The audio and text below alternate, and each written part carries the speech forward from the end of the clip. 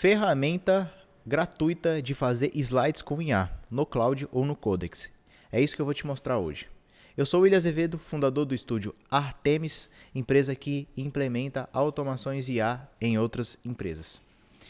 E hoje eu vou te mostrar como utilizar essa ferramenta aqui maravilhosa diretamente aí no seu Cloud. Vou te mostrar inicialmente qual que é o problema que tem esses geradores de slide. Então, tem alguns geradores de slide com IA que você consegue gerar, mas você não consegue editar basicamente nada que tem lá. Isso é um grande problema. Segunda coisa são IAs que você, às vezes, faz correção nela, mas você não consegue, por exemplo, criar um tema próprio que ele vai se replicar e seguir a consistência em todas as apresentações que você vai fazer. E tem também um problema relacionado a essas ferramentas antigas de geração de slide, que você tem um trabalho muito manual para fazer tudo ali na ferramenta. E aí entra o OpenSlide. Então o OpenSlide ele trabalha com TSX.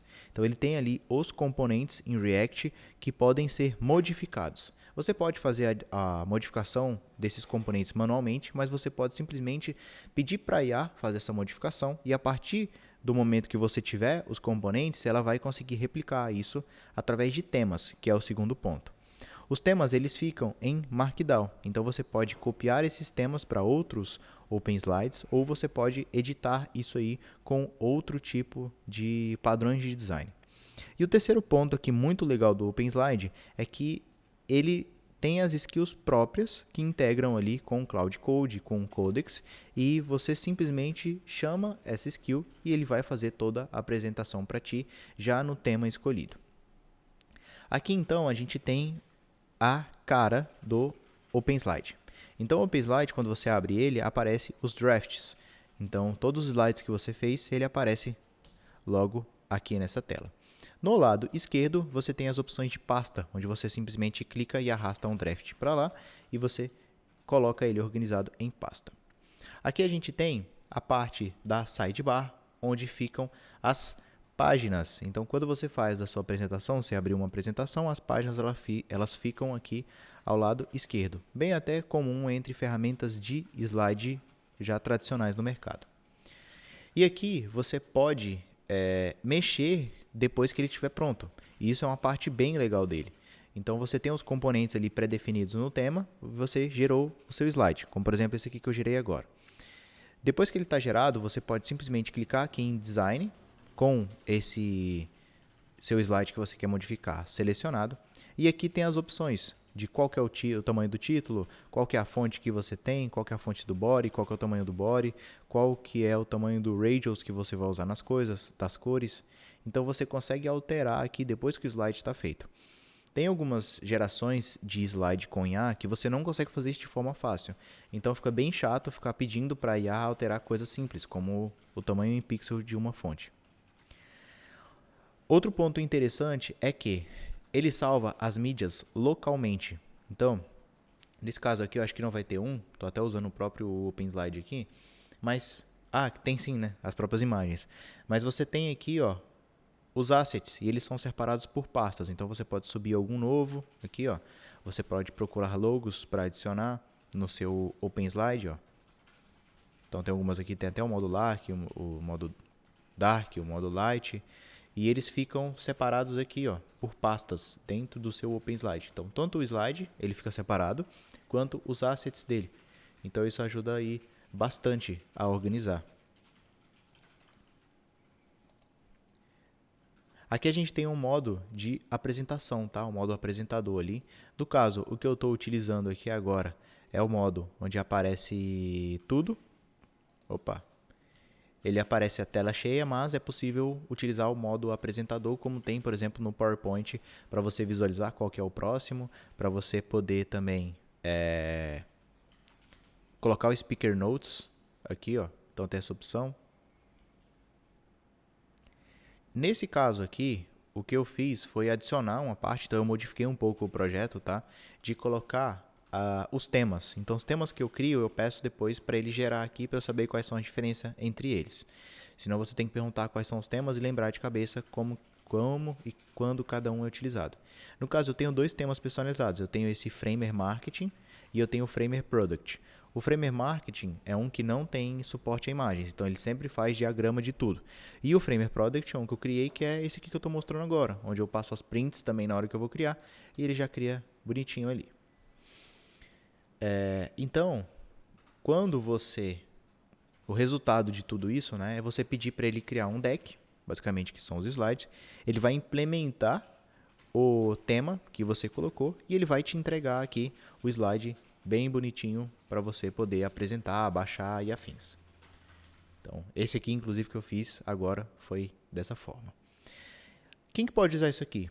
O cara que cria vídeo no YouTube, que ele precisa fazer uma apresentação ali pessoal, é interessante utilizar, porque isso aqui facilita muito. Se você entregar um arquivo bruto para ele, falar para ele criar com base naquilo, ele já vai criar os slides, ele não vai ficar pedindo o conteúdo de cada slide. Time ali de produto. Então, como que o pessoal pode padronizar isso aqui? Depois que você faz um tema, pronto, você passa o tema para a equipe utilizar e eles vão sempre chamar aquele tema. E aí vai ficar tudo com o mesmo branding, vai ficar tudo padronizado. Isso aqui é muito bom, então, para times aí, B2B, B2C, que precisam ter uma padronização da sua marca. Estudo de conteúdo, então, quem precisa ali ter um cliente que vai fazer apresentações, fazer até slides para Instagram, os carrosséis, né? Vale a pena também utilizar para essas apresentações. Então, essa parte de consistência dele é muito boa. Então, até falo aqui novamente, né? O tema utilizável, reutilizável é muito bom. Os componentes também, eles deixam a ferramenta muito boa. Você utilizar primeiro na IA, tá? E você fazer ali direto pelo chat com as skills é muito bom. E ter essa opção de rodar diretamente na máquina localmente é outra coisa muito boa do OpenSlide. E agora, a gente vai chegar na parte de como fazer a configuração dele. Então, o OpenSlide, OpenSlide Dev, é esse projeto aqui, ó. Então, aqui estamos na demo dele, né? E o projeto caiu agora, nada funciona. Bem na hora que eu vou gravar o vídeo. Então, vão ter que acreditar aqui em mim, ó. Tem esse site, e aí o que você faz? Você vai pegar o repositório dele. Vamos ver se tem aqui no GitHub, porque eu fiz a instalação por ali direto, né? OpenSlide GitHub. OpenSlide Dev GitHub. De qualquer forma, eu vou colocar aí na descrição, tá? Qual que é o link oficial. Mas era aquele site que eu tinha mostrado, tá? É open-slide.dev. Agora eu não me recordo se é de fato esse aqui. É esse aqui mesmo. Então, é desse carinha aqui, ó. Basta fazer o que para instalar? Então, vamos aqui, ó. Tô aqui no Cloud, né? Eu crio uma nova session, tá? Eu crio uma pasta pro OpenSlides. Criar uma nova pasta, entrei na pasta. E aí você pega aquele repositório e fala para ele baixar o repositório aqui para ti. Depois que você pediu para ele baixar o repositório, vou até ver se o meu aqui tá começo. Ó, no caso que eu tinha pegado lá do site dele, né, eu coloquei o npx @openslide-cli init. Beleza. Aí ele baixou todas as dependências, pedi aqui para ele colocar para rodar. E perceba bem, né? Como que eu fiz esse incrível processo aqui. Eu falei, coloca para rodar. E ele colocou para rodar.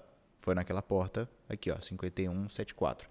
Depois, eu ainda não sabia utilizar, né? Porque eu ainda não tinha visto um vídeo como esse que estou fazendo aqui para vocês. Eu perguntei como utilizar. E aí ele falou aqui, ó. Acessa que eu vou te mostrar um deck. Beleza. E aí eu fui trabalhando e tal. E aí ele tinha me mostrado um slide que ele tinha feito. Ok? E aí o que eu pedi, tá? Pra ele. Eu vim nesse site aqui. Porque ele tinha alguns padrões, né? Mas eu vim nesse site aqui, ó. getdesign.md. E eu escolhi um desses design systems aqui, ó. Então eu escolhi, no caso lá era o do Framer. Mas eu vim aqui em design.md. Cliquei aqui em copy. Joguei lá e pedi para ele implementar esse design system no deck que ele tinha de padrão. Tá? Ele cria um deck padrão quando você instala da primeira vez. Depois que ele fez isso, eu fiz alguns ajustes e eu pedi para ele criar um tema. Ó. Agora, como eu uso esse mesmo design em outras apresentações que eu fizer no OpenSlide? Então ele pegou e criou esse tema, que foi o Framer.md. E aí das próximas vezes que eu fui criar, ó,